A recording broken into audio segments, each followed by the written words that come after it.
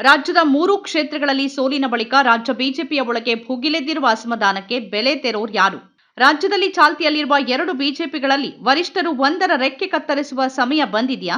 ಯತ್ನಾಳ್ರನ್ನ ಈವರೆಗೂ ಏನ್ ಬೇಕಾದ್ರೂ ಮಾಡ್ಕೊಳ್ಳಿ ಅಂತ ಬಿಟ್ಬಿಟ್ಟಿರುವ ವರಿಷ್ಠರು ಈಗ ಯಾವ ಕ್ರಮ ಕೈಗೊಳ್ತಾರೆ? ರಾಜ್ಯಾಧ್ಯಕ್ಷ ವಿಜೇಂದ್ರ ಅವರು ಹುದ್ದೆಯಿಂದ ಕೆಳಗಿಳಿಯುವ ಸನ್ನಿವೇಶ ಬಹಳ ಬೇಗ ನಿರ್ಮಾಣ ಆಗಲಿದೆಯಾ? ರಾಜ್ಯದ 3 ವಿಧಾನಸಭಾ ಕ್ಷೇತ್ರಗಳ ಉಪಚುನಾವಣೆಯಲ್ಲಿನ ಸೋಲು ಬಿಜೆಪಿಗೆ ಆಘಾತಕಾರಿಯಾಗಿ ಪರಿಣಮಿಸಿದೆ.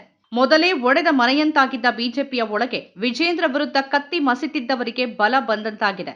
ತೇಪೆ ಹಚ್ಚೋಕೆ ನಾಯಕರು ಎಷ್ಟೇ ಯತ್ನಿಸಿದ್ರೂ ಯಡಿಯೂರಪ್ಪ ಕುಟುಂಬದ ಪರ ನಿಲುವು ಮೂಡೋದು ಇನ್ನು ಕಷ್ಟ ಎನ್ನುವ ಸ್ಥಿತಿ ಇದೆ. ಒಂದ್ ಕಡೆ 3 ಕ್ಷೇತ್ರಗಳಲ್ಲಿ ಮೊದಲು ತನ್ನದಾಗಿದ್ದ 1 ಕ್ಷೇತ್ರವನ್ನಾದರೂ ಉಳಿಸ್ಕೊಳ್ಳೋಕೆ ಬಿಜೆಪಿಗೆ ಆಗ್ಲಿಲ್ಲ. ಇನ್ನೊಂದ್ ಕಡೆ ಇಬ್ಬರು ಮಾಜಿ ಮುಖ್ಯಮಂತ್ರಿಗಳು ತಮ್ಮ ಪುತ್ರರನ್ನ ಕಣಕ್ಕಿಳಿಸಿ ಹೀನಾಯ ಸೋಲು ಕಂಡ್ರು. ಈ ಎರಡೂ ಆಯಾಮಗಳಿಂದಲೂ ಬಿಜೆಪಿ ಜೆಡಿಎಸ್ ಮೈತ್ರಿಗೆ ಇದು ಅರಗಿಸಿಕೊಳ್ಳೋಕೆ ಆಗದ ಮುಖಭಂಗ. ಸಿದ್ದರಾಮಯ್ಯ ಸರ್ಕಾರದ ವಿರುದ್ಧ ಮುಗಿಬಿದ್ದಿದ್ದ ಬಿಜೆಪಿ ಈಗ ತನ್ನನ್ನ ತಾನು ದುರಸ್ತಿ ಮಾಡಿಸಿಕೊಳ್ಳುವ ಸ್ಥಿತಿಗೆ ಬಂದಿದೆ. ಬಿಜೆಪಿಯವರು ಎಷ್ಟೇ ಅಪಪ್ರಚಾರ ಮಾಡಿದ್ರು, ಎಷ್ಟೇ ಆರೋಪಗಳನ್ನ ಮಾಡಿದ್ರು, ಪಾದಯಾತ್ರೆ ಪ್ರತಿಭಟನೆಗಳನ್ನ ಮಾಡಿದ್ರು ಜನ ಕಾಂಗ್ರೆಸ್ ಅನ್ನ ಕೈಬಿಟ್ಟಿಲ್ಲ. ಸರ್ಕಾರದ ಬಗೆಗಿನ ವಿಶ್ವಾಸ ಕಳೆದುಕೊಳ್ಳದೆ ಇನ್ನೆರಡು ಪಕ್ಷಗಳ ಹಿಡಿತದಲ್ಲಿದ್ದ ಕ್ಷೇತ್ರದಲ್ಲೂ ಕಾಂಗ್ರೆಸ್ ಅನ್ನೇ ಗೆಲ್ಲಿಸಿದ್ರು ಅನ್ನೋದು ಈ ಹಂತದಲ್ಲಿ ಬಿಜೆಪಿಗೆ ಬಹಳ ದೊಡ್ಡ ಹಿನ್ನಡೆ. ಇದೇ ವೇಳೆ ವಿಜೇಂದ್ರ ರಾಜ್ಯಾಧ್ಯಕ್ಷ ಹುದ್ದೆ ಏರಿದಾಗಿನಿಂದಲೂ ಪಕ್ಷದೊಳಗೆ ಉಂಟಾದ ಒಡಕು ಈಗ ಹೆಚ್ಚಲಿದೆ ಮತ್ತು ವಿಜೇಂದ್ರ ವಿರುದ್ಧ ಅಸಹನೆ ತೀವ್ರವಾಗಲಿದೆ ಅನ್ನೋದು ಫಲಿತಾಂಶದ ದಿನದಂದೇ ಬಯಲಾಗಿದೆ. ಯತ್ನಾಳ್ ಅವರಂತೂ ಬಿಜೆಪಿ ಸೋಲಿನ ಹೊಣೆಯನ್ನ ರಾಜ್ಯಾಧ್ಯಕ್ಷ ಬಿವೈ ವಿಜೇಂದ್ರ ಮತ್ತು ಬಿಎಸ್ ಯಡಿಯೂರಪ್ಪ ಮೇಲೇನೆ ಹಾಕಿದ್ದಾರೆ. ಪಕ್ಷದ ಹೀನಾಯ ಸೋಲಿಗೆ ಪೂಜ್ಯ ತಂದೆ ಮತ್ತು ಅವರ ಪೂಜ್ಯ ಪುತ್ರ ಕಾರಣ ಅಂತಾನೆ ಅವರು ವ್ಯಂಗ್ಯವಾಡಿದ್ದಾರೆ. ಅರುಣ್ ಸಿಂಗ್ ವಿರುದ್ಧವೂ ಆಕ್ರೋಶ ವ್ಯಕ್ತಪಡಿಸಿರುವ ಅವರು, ಅರುಣ್ ಸಿಂಗ್ ಯಡಿಯೂರಪ್ಪ ಹಾಗೂ ವಿಜೇಂದ್ರ ಸಂದೇಶವಾಹಕನಾಗಿ ಕೆಲಸ ಮಾಡ್ತಿದ್ದಾರೆ. ವಿಜೇಂದ್ರ ಅವರನ್ನ ಜನ ತಿರಸ್ಕಾರ ಮಾಡಿದ್ದಾರೆ. ಇನ್ನಾದ್ರೂ ಬಿಜೆಪಿ ಹೈಕಮಾಂಡ್ ಪೂಜ್ಯ ತಂದೆ ಪೂಜ್ಯ ಪುತ್ರ ವ್ಯಾಮೋಹ ಬಿಡಬೇಕು ಅಂತ ತಿವಿದಿದ್ದಾರೆ. ಮತ್ತೊಂದು ಕಡೆ ಯತ್ನಾಳ್ ವಿರುದ್ಧ ಶಿಸ್ತು ಕ್ರಮದ ಬೆದರಿಕೆಯೊಡ್ಡುವ ಬೆಳವಣಿಗೆಗಳು ಕಾಣಿಸ್ತಿವೆ. ಪಕ್ಷದ ರಾಜ್ಯ ಪ್ರಧಾನ ಕಾರ್ಯದರ್ಶಿ ಪಿ ರಾಜೀವ್ ಅಂತಹ ಸುಳಿವು ಕೊಟ್ಟಿದ್ದಾರೆ. ಸುದ್ದಿಗೋಷ್ಠಿಯಲ್ಲಿ ಯತ್ನಾಳ್ ನಡೆಯ ಬಗ್ಗೆ ಪ್ರತಿಕ್ರಿಯಿಸಿರುವ ಅವರು, ಪಕ್ಷಕ್ಕೆ ಮುಜುಗರವಾಗುವ ರೀತಿಯ ಯಾವುದೇ ಹೇಳಿಕೆಗಳನ್ನ ಇನ್ನು ಸಹಿಸುವ ಪ್ರಶ್ನೆನೇ ಇಲ್ಲ ಎಂದಿದ್ದಾರೆ. ಎಲ್ಲವನ್ನೂ ರಾಜ್ಯ ಮಟ್ಟದಲ್ಲೇ ಬಗೆಹರಿಸಿಕೊಳ್ಳುವ ದೃಷ್ಟಿಯಿಂದ ಈವರೆಗೆ ಸಹಿಸಿಕೊಳ್ಳಲಾಗಿತ್ತು. ಇನ್ನು ಮುಂದೆ ಪಕ್ಷಕ್ಕೆ ಮುಜುಗರವಾಗುವ ಸನ್ನಿವೇಶ ಎದುರಾದ್ರೆ ನೇರವಾಗಿ ಹೈಕಮಾಂಡ್ಗೆ ದೂರಲಾಗುತ್ತೆ ಅಂತ ಹೇಳಿದ್ದಾರೆ. ಆದ್ರೆ ಒಂದು ವಿಷಯವನ್ನ ಇಲ್ಲಿ ಗಮನಿಸಬೇಕು. ಯತ್ನಾಳ್ ಪಕ್ಷದ ನಾಯಕರ ವಿರುದ್ಧವೇ ಮಾತಾಡ್ತಿರೋದು ಇದು ಹೊಸತೇನೂ ಅಲ್ಲ. ಅವರು ಬಿಜೆಪಿ ಪಾಲಿಗೆ ನಿರಂತರ ವಿರೋಧ ಪಕ್ಷದಂತೆ ಮಾತನಾಡ್ತಾನೆ ಬಂದಿದ್ದಾರೆ. ವರ್ಷಗಳಿಂದ ಇದು ನಡೆದಿದೆ. ಈಗ ಪಿ ರಾಜೀವ್ ಹೇಳಿದ ತಕ್ಷಣ ಬದಲಾಗೋದೇನೂ ಇಲ್ಲ. ಯತ್ನಾಳ್ ಮಾತಾಡ್ತಾನೆ ಇದ್ದಾರೆ ಮತ್ತವರನ್ನ ದೆಹಲಿ ನಾಯಕರು ಸುಮ್ಮನಿರಿಸುವ ಯಾವ ಯತ್ನವನ್ನೂ ಮಾಡಲಿಲ್ಲ ಅನ್ನೋದರ ಅರ್ಥ ಸ್ಪಷ್ಟವಿದೆ. ಅದು ಯಡಿಯೂರಪ್ಪ ಮತ್ತು ವಿಜೇಂದ್ರ ಟೀಮ್ಗೆ ವಿರುದ್ಧವಾದ ಮತ್ತೊಂದು ಲಾಬಿ ದೆಹಲಿ ಮಟ್ಟದಲ್ಲಿ ಸಕ್ರಿಯವಾಗಿದೆ ಮತ್ತು ಅದೇ ಯತ್ನಾಳ್ ತರದ ಹಿರಿಯ ನಾಯಕರನ್ನೇ ಹೀಗೆ ಮುಂದೆ ಬಿಟ್ಟು ಆಟವಾಡ್ತಿದೆ ಅನ್ನೋದು ತೀರಾ ರಹಸ್ಯವೇನಲ್ಲ.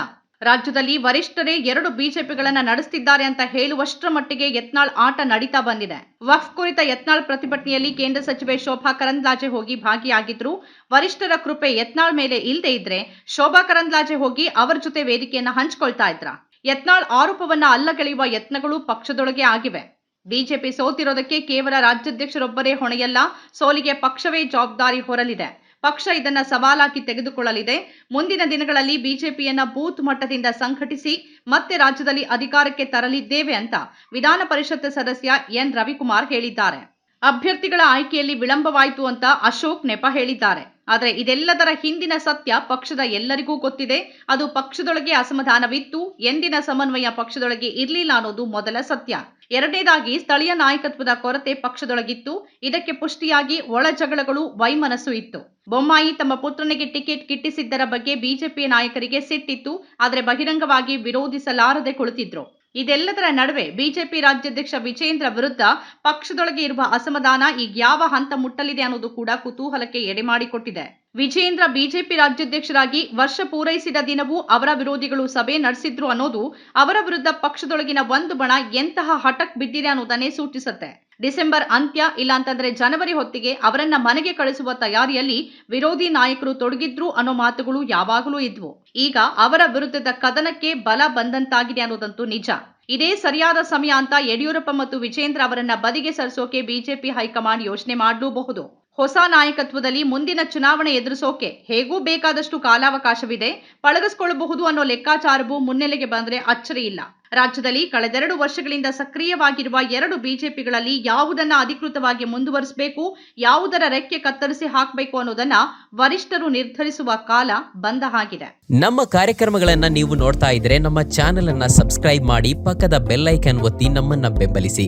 ಹಾಗೆ ನಮ್ಮ ಕಾರ್ಯಕ್ರಮಗಳನ್ನ ಲೈಕ್ ಮಾಡಿ, ಕಮೆಂಟ್ ಮಾಡಿ, ಅದನ್ನ ಬೇರೆಯವರಿಗೂ ವಾಟ್ಸ್ಆಪ್ ಮೂಲಕ ಶೇರ್ ಮಾಡಿ. ನೀವು ಹೀಗೆ ಮಾಡಿದಾಗ ನಮ್ಮ ಚಾನೆಲ್ ಮತ್ತಷ್ಟು ಜನರಿಗೆ ತಲುಪಲು ನೀವು ನಮ್ಮೊಂದಿಗೆ ಸಹಕರಿಸಿದ ಹಾಗಾಗುತ್ತೆ. ಇದು ನೀವು ಯಾವುದೇ ಖರ್ಚಿಲ್ಲದೆ ಕೆಲವೇ ಸೆಕೆಂಡುಗಳಲ್ಲಿ ನೀಡಬಹುದಾದ ಸಹಕಾರ. ಧನ್ಯವಾದಗಳು.